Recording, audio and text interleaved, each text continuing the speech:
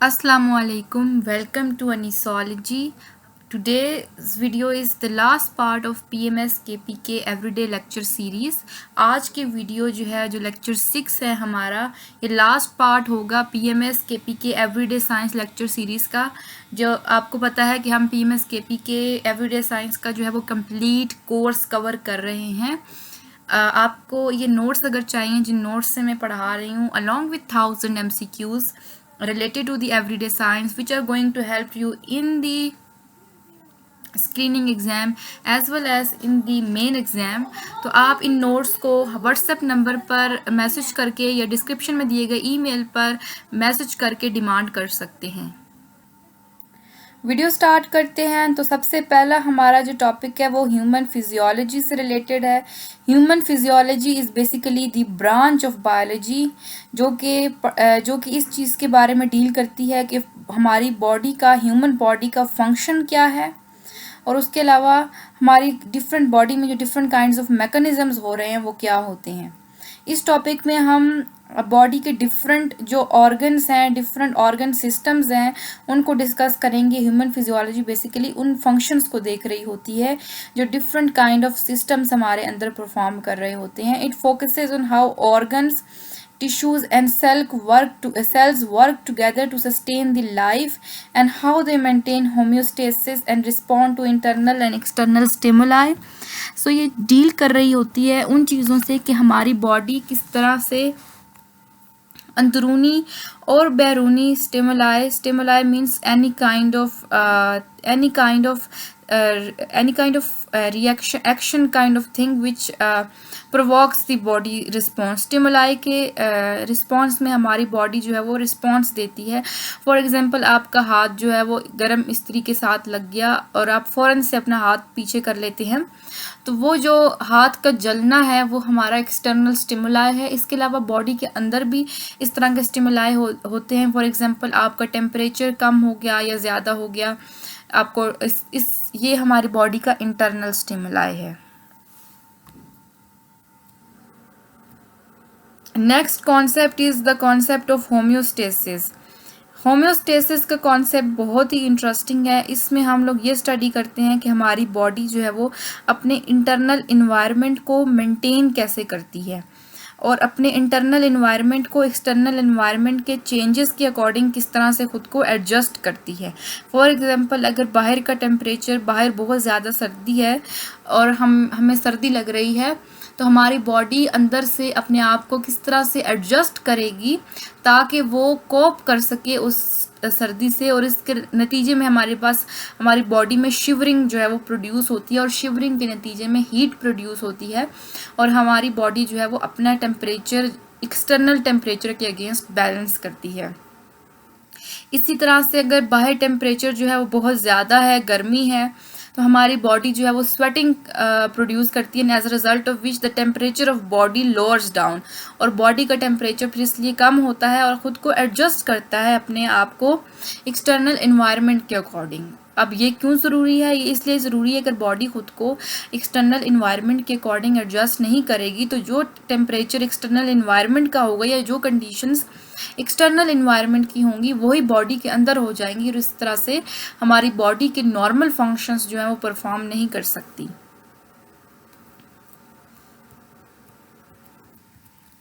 Next topic जो है वो लेवल्स ऑफ ऑर्गेनाइजेशन से रिलेटेड है कि डिफरेंट लेवल्स ऑफ ऑर्गेनाइजेशन हमारे पास हमारी बॉडी में क्या है।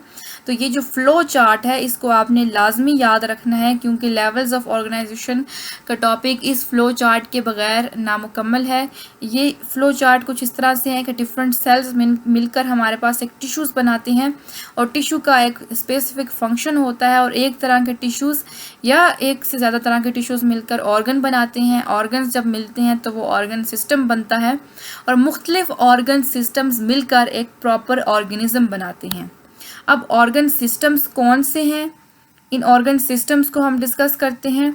Different kinds of organ systems हमारी बॉडी में मौजूद हैं। सबसे पहले हमारे पास नर्वस सिस्टम आ जाता है, जो कि कोऑर्डिनेशन को देख रहा होता है और बॉडी की एक्टिविटीज़ को देखता है थ्रू इलेक्ट्रिकल पल्सेस। फिर हमारे पास एंडोक्राइन सिस्टम है जो कि बॉडी के फंक्शंस को रेगुलेट करता है through the production of hormone. ये कल भी हमने पढ़ा था हार्मोन्स के बारे में कि एंडोक्राइन ग्लैंड्स जो हैं वो हार्मोन्स सिक्रीट करते हैं। सो ये इससे रिलेटेड है। फिर हमारे पास हमारी बॉडी में सर्कुलेटरी सिस्टम है जो कि जो कि ऑक्सीजन को ट्रांसपोर्ट करने का उसका रोल है। उसके अलावा वो न्यूट्रिएंट्स को ट्रांसपोर्ट करता है, हार्मोन्स को ट्रांसपोर्ट करता है, क्योंकि हमारे एंडोक्राइन ग्लैंड जो है वो डायरेक्टली ब्लड में हार्मोन्स सिक्रीट करते हैं। इसके अलावा वेस्ट रिमूवल में सर्कुलेटरी सिस्टम का इम्पॉर्टेंट रोल है। फिर हमारा रिस्पायरेटरी सिस्टम आ जाता है जो कि गैसियस एक्सचेंज को, कार्बन डाइऑक्साइड और ऑक्सीजन की एक्सचेंज को जो है वो सपोर्ट कर रहा होता है लंग्स में। Then there is digestive system जो कि फूड की ब्रेक डाउन के लिए और फूड की डाइजेशन के लिए रिस्पॉन्सिबल है। फिर हमारे पास एक्सक्रीटरी सिस्टम आ जाता है जिसमें हमारे किडनीज हैं और पूरा एक्सक्रीटरी सिस्टम है इंक्लूडिंग ब्लैडर। और इसके नतीजे में हमारी बॉडी से जो मेटाबॉलिक वेस्ट होते हैं उसको रिमूव किया जाता है। फिर मस्कुस्केलेटल सिस्टम है जो कि हमारी हड्डियां और हमारे पट्टे आ जाते हैं और इसकी वजह से हमें सपोर्ट मिलती है, मूवमेंट में मदद होती है, प्रोटेक्शन हमारी करता है हमारी बॉडी की।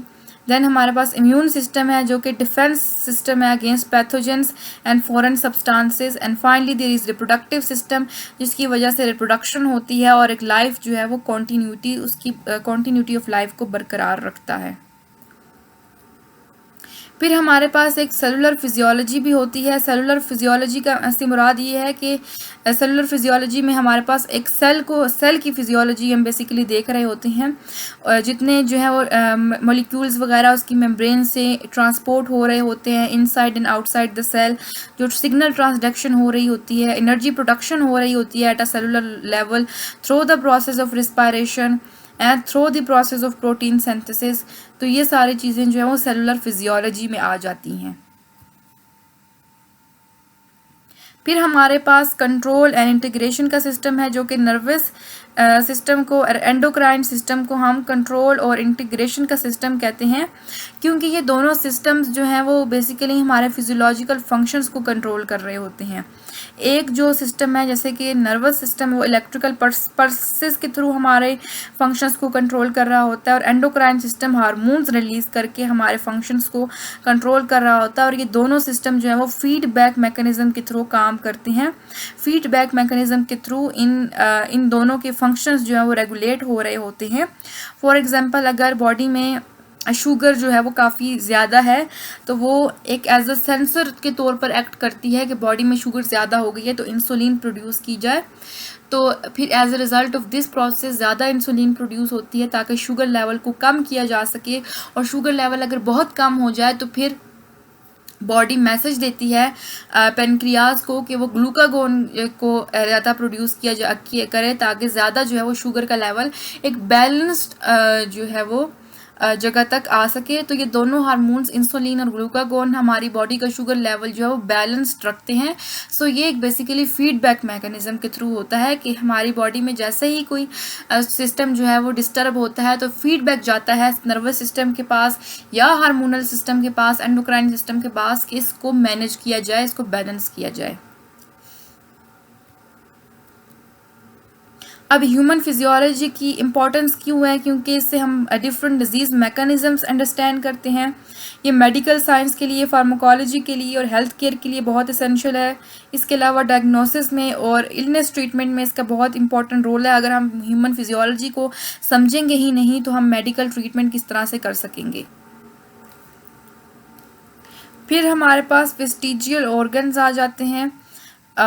वेस्टिजियल ऑर्गन्स वो बॉडी पार्ट्स होते हैं जिन्होंने अपना फंक्शन जो है या तो उनका फंक्शन जो है वो लॉस हो गया है या फिर उनका एवोल्यूशन के थ्रू जो फंक्शन था ओरिजिनल फंक्शन वो अब वो फंक्शन नहीं है। फॉर एग्जांपल सबसे इम्पॉर्टेंट ऑर्गन जो कि वेस्टिजियल ऑर्गन है बॉडी में, इसकी एग्जांपल में अपेंडिक्स आ जाता है, विजडम टूथ आ जाता है, इसके अलावा टेल बोन विच इज़ कॉक्साई। सो ये वो ऑर्गन्स हैं बॉडी के जिनका कोई फंक्शन नहीं है या फिर अगर फंक्शन था भी कोई तो अब एवोल्यूशन के थ्रू अब ये फंक्शन जो है वो अब ख़त्म हो चुका है। तो ऐसे ऑर्गन्स वेस्टिजियल ऑर्गन्स हैं जिनका कोई भी रोल नहीं है बॉडी में। सबसे पहले अब अगर हम बॉडी के अब हम कुछ ऑर्गन सिस्टम्स डिस्कस करेंगे। बॉडी में जो इम्पोर्टेंट ऑर्गन सिस्टम्स हैं, सबसे पहले हमारे पास स्केलेटल सिस्टम आ जाता है। सो स्केलेटल सिस्टम की वजह से हमारी बॉडी के it provides the body with shape, support and protection, and it also is responsible for the movement of the body. इसके अलावा स्केलेटल सिस्टम में रेड ब्लड सेल्स वगैरह भी प्रोड्यूस होते हैं और बाकी वाइट ब्लड सेल्स भी प्रोड्यूस होते हैं इन द बोन मैरो चूँकि बोन्स में पाया जाता है, इसलिए स्केलेटल सिस्टम का ब्लड सेल प्रोडक्शन में भी इम्पॉर्टेंट रोल है। इसके अलावा ये डिफरेंट मिनरल्स को भी स्टोर करता है। For example calcium and phosphorus bones में स्टोर होते हैं। अगर हम डिवीजन ऑफ स्केलेटल सिस्टम देखें तो स्केलेटल सिस्टम को दो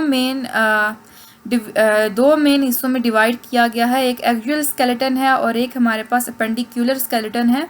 जो एक्सियल स्केलेटन है इसमें हमारे पास स्कल, वर्टिब्रल कॉलम, रिब्स और स्टर्नम आ जाते हैं और टोटल ये 88 बोन्स हैं। And it protects the brain, spinal cord and thoracic organs which includes heart and lungs etcetera. इसके अलावा पेंडिकुलर स्केलेटन में तकरीबन 126 बोन्स हैं और इसमें हमारे पास लिम्स आ जाते हैं। हमारे लिम्स में हमारी आर्म्स एंड लेग्स हैं। उसके अलावा गर्डल्स हैं जो कि पेल्विक एंड शोल्डर गर्डल्स हैं और इसका काम ये है कि ये हमारी बॉडी की मूवमेंट में और बॉडी वेट को सपोर्ट करने में इसका रोल है। फॉर एग्जाम्पल ये एक टिपिकल स्केलेटन है जिसको हम एनालाइज करते हैं अभी कि ये इसमें ये हमारे पास स्कल आ गया जो ब्रेन को प्रोटेक्ट करता है। फिर हमारे पास रिब्स हैं, then there is sternum and then there is backbone. ये हमारा जो है वो एक्सियल स्केलेटन होगा और हमारे लिम्स जो होंगे हमारे आर्म्स, लेग्स और उसके अलावा जो पेल्विक गर्डल और शोल्डर गर्डल्स हैं ये हमारे अपेंडिकुलर स्केलेटन में आ जाते हैं। फिर जो है वो एक इम्पॉर्टेंट क्वेश्चन जो कि पास्ट पेपर में पूछा गया है कि आप कार्टिलेज और बोन का डिफरेंस बताएं। So cartilage and bone are both are the important parts of the skeletal system. So cartilage basically ये होती है कि जो बोन्स को, जो सॉफ्ट बोन होती है और अक्सर ये जॉइंट्स वगैरह में पाई जाती है या फिर ईयर में हमारे पाई जाती है। सो ये सॉफ्ट और फ्लेक्सिबल कनेक्टिव टिश्यू है, जबकि बोन जो है वो हार्ड और रिजिड होती है। दोनों ही कनेक्टिव टिश्यूज़ हैं लेकिन बोन हार्ड है और कार्टिलेज सॉफ्ट है। जो कार्टिलेज जिन सेल से मिलकर बनी होती है उनको कॉन्ड्रोसाइट्स कहते हैं, जबकि बोन जो है वो ऑस्टियोसाइट्स से मिलकर बनी होती है। कार्टिलेज में ब्लड वेसल्स नहीं होती, जबकि बोन्स में ब्लड सप्लाई जो है वो रिच ब्लड सप्लाई होती है। इसके अलावा अगर हम इनकी ग्रोथ देखें, then cartilage grows by interstitial and appositional growth while bone grows by appositional growth only. And cartilage provides flexibility and cushioning, as I mentioned earlier, that it is present in the joints, so it provides the cushioning in the joints. While bone provides strength and support and protection, cartilage is found in nose, ear, joints, etc., while bone is found in skull, ribs, femur, vertebrae, etc. Next important जो organ system हमारे पास आ जाता है वो digestive system है। सो digestive system का काम ये है कि हमारी बॉडी में जो हम फूड इनटेक करते हैं उसको स्मॉलर पीसेस में, स्मॉलर चंक्स में कन्वर्ट करे ताकि उसमें से हम न्यूट्रिएंट्स जो है बॉडी एब्जॉर्ब कर ले और जो वेस्ट मटेरियल है उसको बॉडी एलिमिनेट कर दे बॉडी से। So it converts the complex food substances into simpler form, so the body could use the food for the energy, growth and repair. अगर हम पार्ट्स ऑफ डाइजेस्टिव सिस्टम देखें तो सबसे पहले हमारे पास माउथ आ जाता है जिसमें सलाइवरी ग्लैंड्स प्रेजेंट हैं और हमारी डाइजेशन का प्रोसेस जो है वो माउथ में ही स्टार्ट हो जाता है, और क्योंकि सलाइवरी ग्लैंड्स जो है वो अमाइलेज प्रोड्यूस करते हैं और अमाइलेज कार्बोहाइड्रेट्स की ब्रेकडाउन में उनका रोल होता है। फिर हमारे पास माउथ से फूड ट्रैवल होता है वो एसोफेगस से आता है। एसोफेगस बेसिकली कनेक्ट करता है माउथ को स्टमक के साथ और स्टमक में फूड जो है वो फिर मुख्तलिफ फूड की डाइजेशन होती है मैकेनिकल ग्राइंडिंग के थ्रू, और उसके अलावा केमिकल डाइजेशन भी होती है फूड की, क्योंकि स्टमक में पेप्सिन प्रेजेंट होता है और पेप्सिन जो है वो ब्रेक डाउन करता है प्रोटीन्स की। फिर उसके बाद फूड जो है वो स्मॉल इंटेस्टाइन में इंटर हो जाती है, और स्मॉल इंटेस्टाइन के डूडेनम जो सेक्शन है उसमें फिर डिफरेंट इंजाइम्स, डाइजेस्टिव इंजाइम्स जो कि पेनक्रियाज से आते हैं वो रिलीज होते हैं। For example amylase and proteases etcetera. So वहाँ पर स्मॉल इंटेस्टाइन में फिर मेन साइट है डाइजेशन और एब्जॉर्प्शन की, जहाँ पर डूडेनम में डाइजेशन होती है। फिर उसके बाद जो दो पार्ट्स होते हैं इलियम एंड जूजिनम, जहाँ पर हमारे पास एब्जॉर्प्शन हो रही होती है फूड की। फिर हमारे पास लार्ज इंटेस्टाइन है जहाँ मेनली वाटर एब्जॉर्ब होता है और वहाँ पर जो है फीसिस की फॉर्मेशन भी होती है। Then there is rectum and anus, जहाँ पर फाइनली जो वेस्ट मटेरियल है वो स्टोर होता है और बॉडी से in the form of solid waste eliminate हो जाता है। फिर हमारे पास कुछ एक्सेसरी ग्लैंड्स या ऑर्गन्स भी हैं जो कि डाइजेस्टिव सिस्टम के डायरेक्टली ट्रैक रूट में तो नहीं आते, लेकिन उनका डाइजेशन में बहुत इंपॉर्टेंट रोल होता है, क्योंकि वो बहुत सारी ऐसी सिक्रीशंस करते हैं जिनके नतीजे में फूड की डाइजेशन होती है। फॉर एग्जांपल स्लाइवरी ग्लैंड्स हो गए जो कि स्लाइवा प्रोड्यूस करते हैं, जिसमें जो ना कि फूड को सॉफ्ट करता है, जब उसके अलावा इसमें डिफरेंट एंजाइम्स भी प्रेजेंट होते हैं। फिर लिवर हो गया जो कि बाइल प्रोड्यूस करता है और फैट्स की डाइजेशन में इसका रोल है। Then there is gall bladder that stores the bile and bile is also secreted into the digestive system.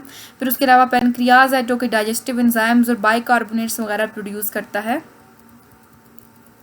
The next organ system is the circulatory system. Circulatory system को हम cardiovascular system की भी कहते हैं, क्योंकि इसमें heart और हमारे पास डिफरेंट वेसल्स वगैरह आ जाती हैं जिनका रोल होता है कि ब्लड को ट्रांसपोर्ट किया जा सके, इसके अलावा न्यूट्रिएंट्स को, ऑक्सीजन को, कार्बन डाइऑक्साइड और हार्मोन्स को ट्रांसपोर्ट किया जा सके थ्रू आउट द बॉडी। इसके मेन कंपोनेंट्स में हमारा हार्ट आ जाता है, ब्लड वेसल्स आ जाती हैं जिसमें आर्टरीज हैं, वेन्स हैं, कैपिलरीज हैं, और ब्लड है जो कि fluid connective tissue that is made up of red blood cells and white blood cells and platelets and plasma, जो कि ट्रांसपोर्ट करता है इन सारे चीज़ों की जो मेंशन की हैं हमने पहले। फिर अगर हम फंक्शन देखें सर्कुलेटरी सिस्टम का, तो ये है कि it delivers the oxygen and nutrients to body cells, it removes the carbon dioxide and metabolic waste, its regulate the temperature and pH of the body and it protects the body through immune cells in the blood. फिर हम arteries, veins और capillaries का अगर हम difference देखें तो arteries are basically they are basically the vessels that carry the blood away from the heart, जबकि veins जो है वो ब्लड को टुवर्ड्स द हार्ट लेकर आती हैं। आर्टरीज में ऑक्सीजनेटेड ब्लड होता है, जबकि वेन्स में डीऑक्सीजनेटेड ब्लड होता है। आर्टरीज जो है वो थिक होती हैं और मस्कुलर होती हैं, जबकि वेन्स कंपैरेटिवली थिन होती हैं और लेस मस्कुलर होती हैं। आर्टरीज में ब्लड प्रेशर काफ़ी हाई होता है, जबकि वेन्स में ब्लड प्रेशर लो होता है। और अगर हम वाल्व्स देखें तो आर्टरीज में वाल्व्स जो हैं वो नहीं मौजूद होते, जबकि वेन्स में वाल्व्स प्रेजेंट होते हैं ताकि ब्लड के बैकवर्ड फ्लो को प्रिवेंट किया जा सके।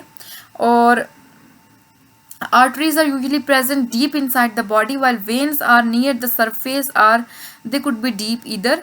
अगर हम कैपिलरी को देखें तो कैपिलरीज वो प्लेस होता है वेन्स और आर्टरीज का एक जंक्शन पॉइंट, इसको आप कह सकते हैं, जहाँ पर गैसियस एक्सचेंज होता है, न्यूट्रिएंट्स का एक्सचेंज होता है, जहाँ पर आर्टरीज जो है वो सेल से जाकर मिलती हैं और फिर हमारे पास उन्हीं सेल से वेन्स आके निकलती हैं। तो capillaries are basically junction point जहाँ पर डिफरेंट गैसियस लेवल पे या न्यूट्रिएंट एक्सचेंज लेवल जो है हो रहा होता है। सो कैपिलरीज में डीऑक्सीजनेटेड और ऑक्सीजनेटेड जो है वो दोनों ब्लड प्रेजेंट होते हैं और इसको साइट ऑफ एक्सचेंज भी कह सकते हैं। ये बहुत ही थिन होती हैं और इनका ब्लड प्रेशर भी बहुत लो होता है, इनमें वाल्व्स भी प्रेजेंट नहीं होते और ये तकरीबन सारे टिश्यूज़ में प्रेजेंट हैं।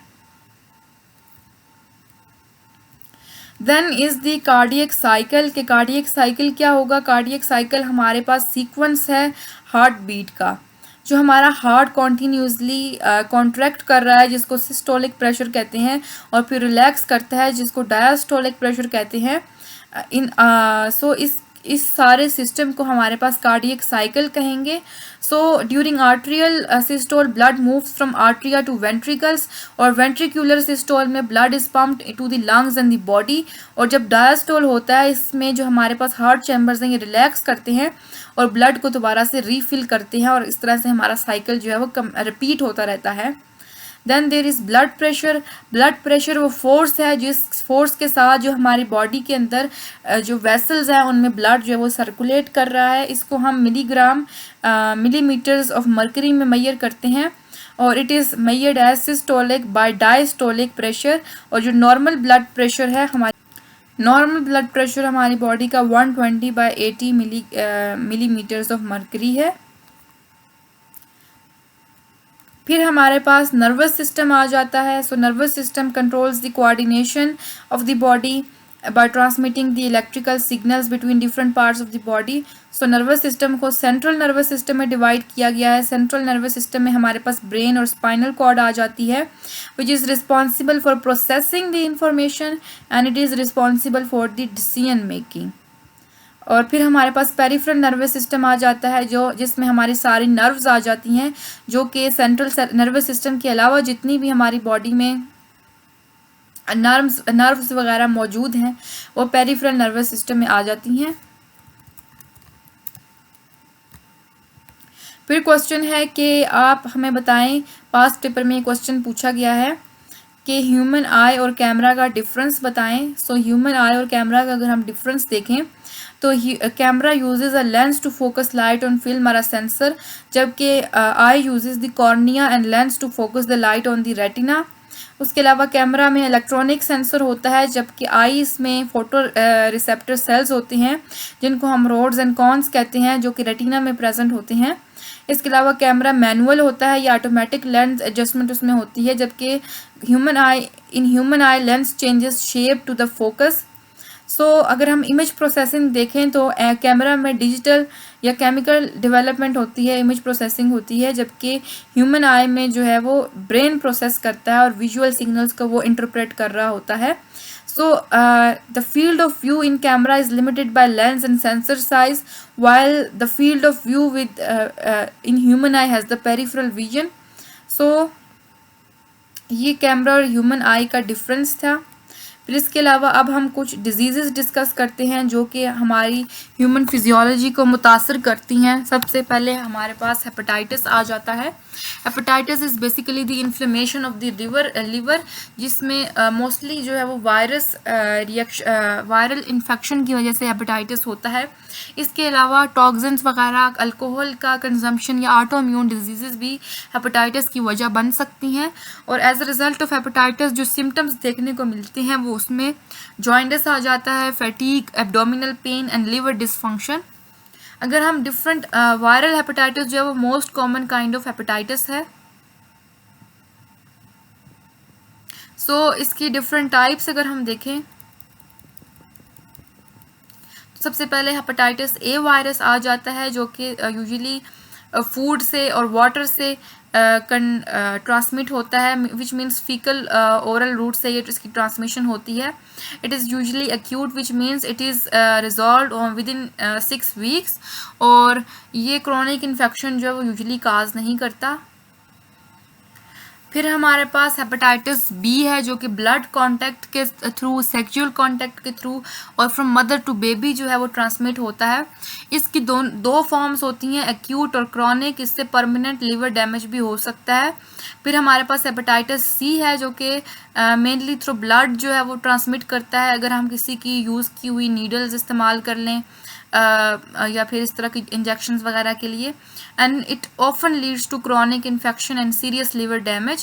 Then is the hepatitis D, which requires the hepatitis B virus to replicate. hepatitis D virus को hepatitis B वायरस चाहिए होता है रेप्लिकेट करने के लिए, और ये ब्लड के थ्रू ट्रांसमिट करता है, and it causes more severe disease in co-infected individuals. अगर हेपेटाइटिस डी और हेपेटाइटिस बी वायरस दोनों वायरसेस एक ही इंडिविजुअल को हो जाएं तो बहुत ज़्यादा सीरियस डिजीज़ कॉज हो सकती है। At last, there is hepatitis E, which spreads through contaminated water, and it is usually acute and self-limiting, and it is dangerous in pregnant women only. फिर हमारे पास मलेरिया है। मलेरिया जो है वो cause होता है प्लाज्मोडियम से, जो कि एक पैरासाइट है, एंड इट इज़ और ये ट्रांसमिट करता है through the bite of infected anopheles mosquito. आपने इसका कॉजेटिव एजेंट और जिस मॉस्किटो के थ्रू मलेरिया जो है वो स्प्रेड कर रहा है, वो दोनों आपने याद रखने हैं। अगर हम इनके सिम्टम्स देखें मलेरिया के, तो उसमें हाई फीवर होता है, headache, muscle and joint pain, fatigue होती है, वीकनेस होती है। इसके सारे जो हैं वो सिम्टम्स हैं मलेरिया के। फिर अगर इसकी ट्रीटमेंट अगर देखें तो इसके लिए एंटी मलेरियल ड्रग्स दी जाती हैं, जिसमें क्लोरोक्विन आ जाते हैं, क्विनीन आ जाता है, मेफ्लोक्विन आ जाती हैं। ये सारे ड्रग्स आप वगैरह इनके नाम 2-3 के याद कर लीजिएगा, जो इसके ट्रीटमेंट के लिए यूज़ किए जाते हैं। So severe cases of malaria may require hospitalization and intravenous medications, and supportive care like fluids and fever management is important during the malaria. अगर आपने प्रिवेंशन करनी है तो इसका यही तरीका है कि आप इंसेक्टिसाइड्स को यूज़ करें, जो कि मॉस्किटोज़ वगैरह के अगेंस्ट टारगेटेड होते हैं। इसके अलावा मॉस्किटो नेट्स का इस्तेमाल करें, प्रोटेक्टिव क्लोथिंग पहने। इसके अलावा आप जो है वो एंटी मलेरियल ड्रग्स जो है वो अपने साथ रखें अगर आप हाई रिस्क एरियाज़ में जा रहे हैं। उसके अलावा आप अपने सिम्टम्स पर नज़र रखें, और आपको अगर मलेरिया के सिम्टम्स हैं तो आप इसका जल्द से जल्द जो है वो इलाज शुरू करवाएं, ताकि डिज़ीज़ की सिवियरिटी से बचा जा सके। देन इज़ द कॉलेरा जो है वो डायरियल डिजीज़ है, जो कि विब्रियो कॉलेरा से होती है, and it is transmitted through water और फूड। और इसमें हमारे पास सडन जो है वो वाटरी डायरिया जो है वो स्टार्ट हो जाता है, और बॉडी में सीवियर डिहाइड्रेशन हो जाती है, और वॉमिटिंग भी हो सकती है। इसकी अगर हम ट्रीटमेंट देखें तो ओरल रिहाइड्रेशन थेरेपी जो है वो इसके लिए सजेस्ट की जाती है। ORS वगैरह और इलेक्ट्रोलाइट्स का इंटेक जो है वो सजेस्ट किया जाता है। इसके अलावा एंटीबायोटिक्स दी जाती हैं, जिसमें एजिथ्रोमाइसिन वगैरह आ जाती हैं, ताकि डिज़ीज़ की सिवियरिटी को, ड्यूरेशन को जो है वो कम किया जा सके। इसके अलावा बच्चों वगैरह में जिंक सप्लीमेंट्स भी दिए जाते हैं, ताकि डायरिया की ड्यूरेशन को कम किया जा सके। इसकी प्रिवेंशन के लिए आप जो है वो क्लीन वाटर का इस्तेमाल करें। इसके अलावा प्रॉपर सैनिटेशन का ख्याल रखें, अपनी हाइजीन का ख्याल रखें, और फूड प्रिपरेशन और स्टोरेज में आप जो है वो मोहतात रहें। इसके अलावा हमारे पास next disease is dengue fever, which is caused by dengue virus, and it is transmitted to humans by the bite of infected female Aedes mosquito. Aedes mosquito के काटने से, प्राइमरीली एडीज़ इजिप्टी के काटने से ये डिज़ीज़ होती है, और इसमें हमारे पास हाई फीवर होता है अप टू 40 डिग्रीज, और हेडेक होता है। इसके अलावा पेन होता है आइज़ में, जॉइंट पेन होता है, रैशेस हो जाती हैं। इसके अलावा इंटरनल ब्लीडिंग भी हो सकती है इन सीवियर केसेस। सो इसका कोई एंटीवायरल ट्रीटमेंट तो नहीं है, लेकिन इसके सिम्टम्स को मैनेज करने के लिए डिफरेंट ड्रग्स वगैरह अवेलेबल हैं। फॉर एग्जांपल पैरासिटामोल यूज़ की जाती है फीवर और पेन को रिड्यूस करने के लिए, या इसके अलावा हाइड्रेशन को मेंटेन करने के लिए ओरल फ्लूइड्स वगैरह दिए जाते हैं। सो एंटीवायरल ट्रीटमेंट कोई भी नहीं है मलेरिया का, लेकिन हाँ आप इसके सिम्टम्स को मैनेज कर सकते हैं। Then there is the question that has been asked in the past paper, which is the difference between autopsy and biopsy. Autopsy and biopsy का difference पूछा गया है past paper में। Autopsy is basically done on the dead body to determine the cause of death, जबकि biopsy में हमारे पास living body में से किसी भी टिश्यू को रिमूव किया जाता है, या जब किसी डिजीज़ की डायग्नोसिस करनी हो। ऑटोप्सी का पर्पज़ ये है कि आप किसी भी बंदे की कॉज ऑफ डेथ को फाइंड करने की कोशिश कर रहे हैं, या आप देख रहे हैं कि कौन सी डिजीज़ थी जिन्होंने उस डेथ को जो है वो that were responsible for the death. जबकि बायोप्सी में हम एक लिविंग ऑर्गेनिज्म में डिजीज़ डायग्नोस करते हैं, स्पेशली इन कैंसर और in specially in liver, extreme liver damage. Biopsy is done to check the level of the damage. So autopsy is basically comprehensive internal and external examination it involves, while biopsy हमारे पास एक small procedure है, जिसमें हमारे पास needle के through small surgery endoscopy के through जो वो tissue लिया जाता है, जबकि ऑटोप्सी जो है वो डिसीज इंडिविजुअल्स पर परफॉर्म की जाती है और बायोप्सी लिविंग इंडिविजुअल्स पर परफॉर्म की जाती है। सो इनका ये मेन डिफरेंस है। फिर हमारे पास जेनेटिक्स की डेफिनेशन हम देख लेते हैं कि genetics is the study of genes, heredity and how traits are pass from parents to offspring. Genetics में हम ये देखते हैं कि जीन्स के बारे में हम स्टडी करते हैं। इसके अलावा हम ये देखते हैं कि किस तरह से ट्रेट्स जो हैं वो पेरेंट्स से ऑफस्प्रिंग्स में पास होती हैं और इनहेरिटेंस का क्या पैटर्न होता है और बायोलॉजिकल डाइवर्सिटी किस तरह की होती है। सो इस तरह की चीज़ों को हम जेनेटिक्स के थ्रू अंडरस्टैंड करते हैं। फिर हमारे पास बायोटेक्नोलॉजी आ जाती है। बायोटेक्नोलॉजी एक ऐसी फील्ड है जिसमें लिविंग ऑर्गेनिजम्स को, उनके सेल्स को, उनके प्रोडक्ट्स को यूज़ किया जाता है ताकि to develop the technologies that aim to improve the human life. ये इसकी सिंपलेस्ट डेफिनेशन है बायोटेक्नोलॉजी की कि हम लिविंग ऑर्गेनिजम्स को यूज़ करते हैं ताकि हम इंसानों की ज़िंदगी को आसान बना सकें। सो इसमें हमारे पास बायोलॉजी और टेक्नोलॉजी का कम्बिनेशन होता है और इसकी एप्लीकेशंस हैं मेडिसिन में, एग्रीकल्चर में, इंडस्ट्रीज़ में, इन्वायरमेंटल मैनेजमेंट में। कि जो हमारे पास आउट ऑफ सीज़न सब्जियां आती हैं या हमारे पास ट्रेडिशनल मेडिसिन से हटकर जो रीजनरेटिव मेडिसिन की तरफ ट्रेंड जा रहा है जिसमें हम स्टेम सेल्स को यूज़ करते हैं, या फिर जो एनवायरमेंटल मैनेजमेंट के लिए बायो रेमेडिएशन के कॉन्सेप्ट्स जो हैं वो यूज़ किए जा रहे हैं, बैक्टीरिया को इन्वायरमेंटल रेमेडिएशन के लिए यूज़ किया जा रहा है। सो ये सारी चीज़ें, इसके अलावा जेनेटिक इंजीनियरिंग, क्लोनिंग वगैरह, एंटीबायोटिक्स की प्रोडक्शन, बायोफ्यूल्स की प्रोडक्शन, बायो फर्टिलाइजर्स की प्रोडक्शन, ये सारी चीज़ें जो है वो बायोटेक्नोलॉजी की अम्ब्रेला के अंडर आ जाती हैं। फिर अब जो है वो हम कुछ इन्वायरमेंट से रिलेटेड भी चीज़ें देख लेते हैं। दो के इन्वायरमेंट का टॉपिक जो है वो हमारा जो करंट एवरीडे साइंस का सिलेबस है पीएमएस केपीके का उसमें मौजूद नहीं है, लेकिन हम कुछ इन्वायरमेंटल कॉन्सेप्ट्स देख लेते हैं जो कि बेसिक इन्वायरमेंटल कॉन्सेप्ट्स हैं ताकि अगर पेपर में आ जाएं तो हम जो है वो इनको अटैम्प्ट कर सकें। ये पास्ट पेपर्स से क्वेश्चन मैंने कुछ उठाए हैं जो कि पास्ट पीएमएस के केपीके के पास्ट पेपर में इनसे रिलेटेड जो है वो क्वेश्चन पूछे गए हैं। उस वक्त सिलेबस डिफरेंट था, अभी सिलेबस डिफरेंट आ गया है, लेकिन जो है वो इन टॉपिक्स को आप लाजमी देख लें। बहुत ही इजी टॉपिक्स हैं, ओजोन लेयर से रिलेटेड, एसिड रेन से रिलेटेड, क्लाइमेट से रिलेटेड। सो ये चीज़ें आप जनरली ओवरव्यू बस इस लेक्चर को सुन लीजिएगा तो आपके लिए काफ़ी होंगी। सबसे पहले हमारे पास क्लाइमेट एंड वेदर का डिफरेंस है कि क्लाइमेट जो है वो क्या होता है कि किसी भी एरिया का, किसी भी मखसूस एरिया का एक लॉन्ग पीरियड के लिए, पर्टिकुलरली अराउंड 30 ईयर्स हम देखते हैं कि उसके एटमॉस्फेरिक कंडीशंस क्या हैं, जबकि वेदर जो है वो हमारा day to day atmospheric conditions को बता रहा होता है कि किसी भी ख़ास जगह या की किसी भी ख़ास वक्त में क्या वेदर है। फॉर एग्जांपल अभी बारिश हो रही है तो वेदर इज़ क्लाउडी एंड, लेकिन क्लाइमेट जो है वो ये बताता है कि एक over a long period of time ये इलाका जो है वो किस तरह का है, आया ये इलाका सर्द है, गर्म है, यहाँ पर जो है वो ये टेम्परेट जोन है या किस तरह का ये जोन है। तो क्लाइमेट में हम वो डिटरमिन करते हैं। क्लाइमेट की ड्यूरेशन जो है वो मंथ्स, ईयर्स और सेंचुरीज में देखी जाती है, जबकि वेदर जो है वो शॉर्ट टर्म के लिए होता है, मिनट्स, आवर्स या डेज के बारे में बताता है। अब अगर हम इसकी एग्जांपल देखें तो क्लाइमेट जो है वो ट्रॉपिकल हो सकता है, एरिड हो सकता है, जबकि वेदर जो है वो रेनी डे हो सकता है, सनी आफ्टरनून हो सकती है। Then the next topic is ozone layer and regarding its depletion. So as you all know that the ozone layer is the protective layer around the earth, which is present in the earth's stratosphere, and it protects the earth from the harmful UV radiations from the sun. ये UV radiations जो हैं वो बहुत ज़्यादा ख़तरनाक radiations होती हैं जो कि डीएनए डैमेज काज करती हैं और इसके अलावा इनके और भी हार्मफुल इफ़ेक्ट्स हैं। सो ये ओजोन लेयर जो है वो इन रेस को अर्थ की एटमॉस्फेयर में इंटर होने से बचाती है।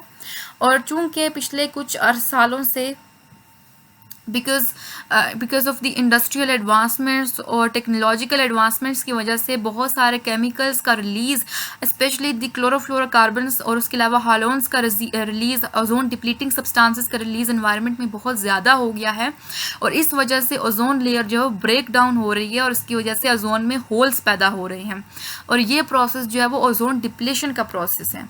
तो इसको हम प्रिवेंट कैसे कर सकते हैं? बहुत सारे ग्लोबल एग्रीमेंट्स हैं जो कि ओजोन डिप्लीशन को कम करने के लिए जो है वो पुट फॉरवर्ड किए गए हैं। इनमें हमारे पास मॉन्ट्रियल प्रोटोकॉल आ गया है जो कि हमारे पास क्लोरोफ्लोरोकार्बन्स की एमिशन को लिमिट करने के लिए एक एग्रीमेंट है डिफरेंट कंट्रीज़ के दरमियान कि हम लोग जो है वो क्लोरोफ्लोरोकार्बन्स के एमिशन को कम कर देंगे। तो इन एग्रीमेंट्स को हम लोगों ने पाए तकमील तक पहुंचाना है। इसके अलावा हम ओजोन डिप्लीटिंग केमिकल्स के अलावा कुछ और केमिकल्स का इस्तेमाल करें और अवेयरनेस की ज़रूरत है, रेगुलेशंस करने की ज़रूरत है ताकि इस तरह के सब्सटेंसेस का एनवायरनमेंट में रिलीज़ को कम किया जा सके। The next topic is the acid rain. Acid rain तब होती है जब हमारे पास जो प्रेसिपिटेशन की किसी भी फॉर्म में, जैसे कि रेन हो गई, स्नो हो गई, फॉग हो गई, उसमें higher level of acidic components मौजूद हों, जैसे कि सल्फ्यूरिक एसिड, नाइट्रिक एसिड। तो इस वजह से जो हमारा वाटर है वो नॉर्मल रेन वाटर वो एसिडिक हो जाता है। अब एसिडिक रेन क्यों होती है? क्योंकि डिफरेंट इंडस्ट्रीज़ और व्हीकल्स के इस्तेमाल की वजह से सल्फ़र डाइऑक्साइड्स और नाइट्रोजन ऑक्साइड्स के कंपाउंड जो हैं वो एनवायरनमेंट में रिलीज़ हो रहे हैं। तो ये कंपाउंड जाकर वाटर वेपर्स के साथ रिएक्ट करते हैं और एसिड्स बनाते हैं।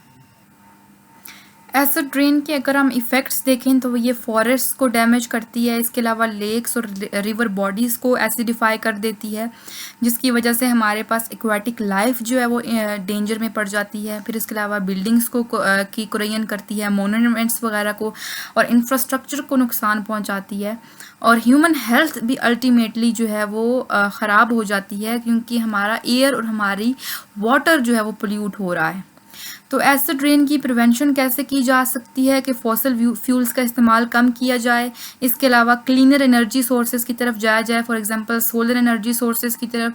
इसके अलावा इंडस्ट्रीज़ में स्क्रबर्स इंस्टॉल किए जाएं ताकि स्मोक्स जो हैं वो ताकि हार्मफुल स्मोक एमिशन को कम किया जा सके। इसके अलावा व्हीकल्स वगैरह में कैटालिटिक कन्वर्टर्स का इस्तेमाल किया जाए और इन्वायरमेंटल रेगुलेशंस को इन्फोर्स किया जाए। फिर हमारे पास इकोसिस्टम क्या होता है? Ecosystem is basically the community. ये एक ऐसी कम्युनिटी है जहाँ पर लिविंग ऑर्गेनिजम्स, जिसमें प्लांट्स, एनिमल्स, माइक्रोब्स वगैरह मिलकर रह रहे होते हैं, एक दूसरे के साथ इंटरेक्ट करते हैं और उसके अलावा अपना जो उनका फिजिकल इन्वायरमेंट होता है जिसमें हमारी हवा, पानी वगैरह आ जाते हैं, उनके साथ भी इंटरेक्ट करते हैं। सो इकोसिस्टम के दो इम्पॉर्टेंट कंपोनेंट्स होते हैं, एक बायोटिक कंपोनेंट है जो कि लिविंग है, जबकि दूसरा एबायोटिक है जो कि नॉन लिविंग है। बायोटिक कंपोनेंट्स में इंसान वगैरह और जितने भी हयातियात हैं, नबातात हैं, वो सारे आ जाते हैं, जबकि एबायोटिक कंपोनेंट्स में नॉन लिविंग थिंग्स आ जाती हैं, जैसे कि एयर हो गई, सॉइल हो गई, वाटर हो गया।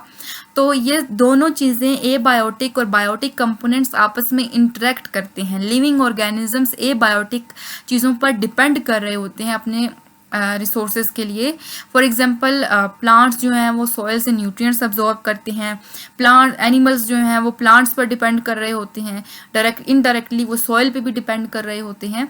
तो ये सारा जो है हमारा पूरा सिस्टम मिलकर इकोसिस्टम बनाता है। फिर जो है वो क्वेश्चन पूछा गया है पास्ट पेपर में कि आप अपने सिटी के या विलेज के इकोसिस्टम को डिस्क्राइब करें और आप अपनी पोजीशन और रोल बताएं, आपका उस इकोसिस्टम में क्या रोल है।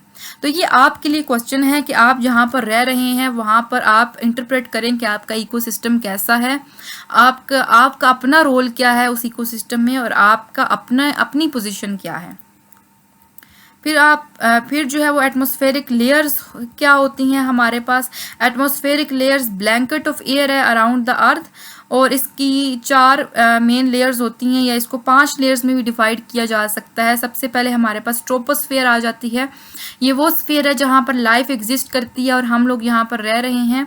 और जैसे जैसे हम ट्रोपोस्फेयर के ऊपर जाते हैं टेम्परेचर जो है वो कम होता जाता है, जबकि स्ट्रेटोस्फेयर में हमारे पास ओजोन लेयर होती है जो कि ट्रोपोस्फेयर से अबव प्रेजेंट है और ये हमारे पास यूवी रेडिएशन अब्जॉर्ब करती है और इसका टेम्परेचर अल्टीट्यूड के साथ इंक्रीज हो जाता है। मीजोस्फेयर जो है वो लेयर है जहाँ पे मीटियोर्स वगैरह आकर बर्न होते हैं और इसका टेम्परेचर अल्टीट्यूड के साथ डिक्रीज होता है। थर्मोस्फेयर जो है वो बहुत ही ज़्यादा हॉट एरिया है जहाँ पर हाई रेडिएशन को अब्जॉर्ब किया जाता है और इसके अंदर ही हमारे पास आयनोस्फेयर भी मौजूद है जहाँ which is important for the radio communication.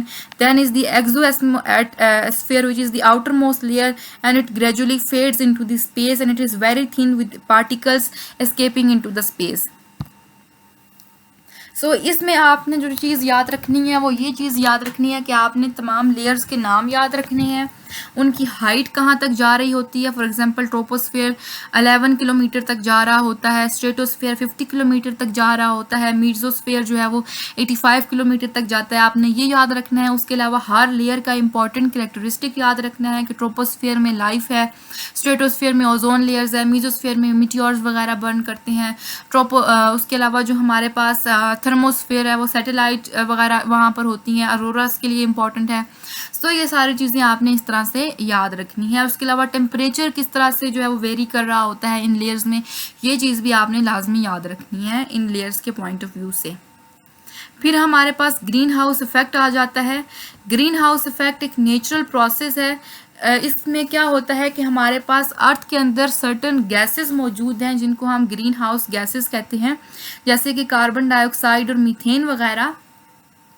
और ये गैसेस क्या करती हैं, जब हमारे पास अर्थ जो है वो एब्जॉर्ब की हुई रेडिएशंस को री एमिट करता है, जिनको इंफ्रारेड रेडिएशंस कहते हैं, उन रेडिएशंस को ये एब्जॉर्ब कर लेती हैं और अर्थ का टेम्परेचर जो है वो मेंटेन करती हैं। लेकिन अगर हमारे पास ग्रीन हाउस गैसेस जैसे कि कार्बन डाइऑक्साइड और मीथेन की अमाउंट एटमॉस्फेयर में ज़्यादा हो जाएगी, तो इसका मतलब है, तो इसके नतीजे में हमारे पास जो इंफ्रारेड रेडिएशंस हैं उनकी एब्जॉर्प्शन भी ज़्यादा होगी। तो फिर इसका नतीजा क्या निकलेगा कि हमारा अर्थ का एटमॉस्फेयर है वो ज़्यादा जो है वो हीट अप हो जाएगा और इसके नतीजे में ग्लोबल वार्मिंग भी हो सकती है, जो कि आज की दुनिया का बहुत बड़ा कंसर्न है कि हमारा इन्वायरमेंटल टेम्परेचर जो है वो इंक्रीज़ हो रहा है। क्योंकि ग्रीन हाउस इफेक्ट जो है वो इंक्रीज़ हो रहा है। फिर जो है वो पास्ट पेपर में क्वेश्चन पूछा गया है कि आप इन्वायरमेंटल पोल्यूशन को विद रेफरेंस टू इंसेक्टिसाइड्स बताएं। तो इंसेक्टिसाइड जैसे कि हमने पहले भी डिस्कस किया था कि इंसेक्ट्स वगैरह को कंट्रोल करने के लिए और उनके स्प्रेड को और उनकी डिजीज़ को कंट्रोल करने के लिए यूज़ होते हैं ताकि एग्रीकल्चरल प्रोडक्टिविटी को इंक्रीज़ किया जा सके। तो अगर हम इनका देखेंगे क्या इफ़ेक्ट होता है इन्वायरमेंटल पोल्यूशन के पॉइंट ऑफ व्यू से, तो ये सॉइल को कंटेमिनेट कर देते हैं, वाटर पोल्यूशन में इनका रोल है। इसके अलावा नॉन टारगेट ऑर्गेनिजम्स को एलिमिनेट कर देती हैं और लिविंग ऑर्गेनिजम्स के अंदर जो है वो बायो एक्युमुलेट हो जाते हैं और फूड चेन में एंटर हो जाते हैं और अफेक्ट करते हैं अल्टीमेटली एनिमल्स को और ह्यूमंस को, और हमारी हेल्थ जो है वो कंप्रोमाइज़ हो जाती है। फिर हमारे पास वाटर साइकिल आ जाता है, जो कि लास्ट टॉपिक है हमारा, विच इज़ रिलेटेड कि आप बताएं कि हाइड्रोलॉजिकल साइकिल, जिसको वाटर साइकिल भी कहा जाता है, वो क्या होता है। सो बेसिकली इस साइकिल में हम देख रहे होते हैं कि वाटर हमारे इन्वायरमेंट में किस तरह से सर्कुलेट कर रहा है। ठीक है, सबसे पहले इसमें इंपॉर्टेंट प्रोसेस जो हो रहे होते हैं वो इवेपोरेशन का प्रोसेस है, जिसके नतीजे में ओशंस और लेक्स में से वाटर जो है वो वेपर्स में कन्वर्ट होकर एटमॉस्फेयर में चला जाता है। फिर क्या होता है कि कंडेंसेशन होती है उस वाटर की, वाटर वेपर्स जो हैं वो ठंडे होते हैं और क्लाउड्स बना देते हैं। देन प्रेसिपिटेशन होती है, फिर हमारे पास क्लाउड्स से रेन की सूरत में वो पानी दोबारा ज़मीन पर आता है। एंड देन कलेक्शन होती है, वो वाटर दोबारा वाटर बॉडीज़ में कलेक्ट हो जाता है, रिवर्स में, लेक्स में, ओशन में चला जाता है, और इस तरह ये साइकिल जो है वो रिपीट होता रहता है और हमारा वाटर जो है वो एनवायरनमेंट में सर्कुलेट करता रहता है। ये हमारे पास एक बेहतरीन एग्जाम्पल है वाटर साइकिल की, इसकी पिक्टोरियल इलस्ट्रेशन दी गई है, तो आप इसको भी प्रिपेयर कर लीजिएगा। सो आप जो है वो हमारा कोर्स कंप्लीट हो चुका है। आपका कोई भी क्वेश्चन है इस कोर्स से रिलेटेड तो आप जो है वो कमेंट सेक्शन में पूछ सकते हैं। इसके अलावा आप जो है वो इन नोट्स को ये नोट्स अगर आपको चाहिए तो आप जो है वो डिस्क्रिप्शन में दिए गए ईमेल पर मैसेज करके या फिर डिस्क्रिप्शन में दिए गए व्हाट्सएप पर मैसेज करके इन नोट्स को along with 1000 everyday science MCQs demand कर सकते हैं। होप सो आपके कॉन्सेप्ट्स क्लियर हो गए होंगे और मुझे उम्मीद है कि ये कोर्स लेने के बाद आपका PMS KPK एवरीडे साइंस का पेपर और इसके अलावा आपका स्क्रीनिंग एग्जाम में जो 20 मार्क्स के आपके जो MCQs होंगे वो दोनों बहुत अच्छे तरीके से कवर हो जाएंगे और आप बहुत ज़्यादा अच्छे मार्क्स स्कोर करेंगे। Best of luck for your future. Thank you. Allah हाफिज़।